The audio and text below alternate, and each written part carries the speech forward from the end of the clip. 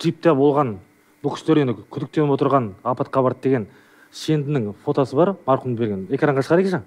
Бұл кісі енді ашық дерек көзінде ұзақ жылдар бойы ішкі әскерде лауазымды қызметті атқарған, қазіргі соңғы атқарып жатқан қызметі ұлттық ұланның шығыс өңірлік қолбасшы штаб бастығының орынбасары, дұрыс па? Дұрыс. Бірінші орынбасары.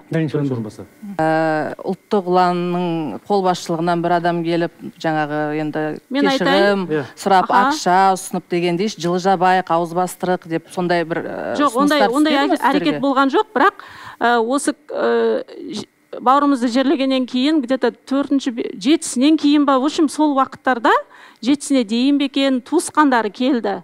Шымкент жақтың тумасы екен. Шымкент жақтан үлкен кісілер бар, туған бауырлары бар. Және жаңағы Көнекбаев Тілеубергеннің туған ағасы Көнекбаев Тілеуқабыл деген кісі қоса келді солармен. Өзімізге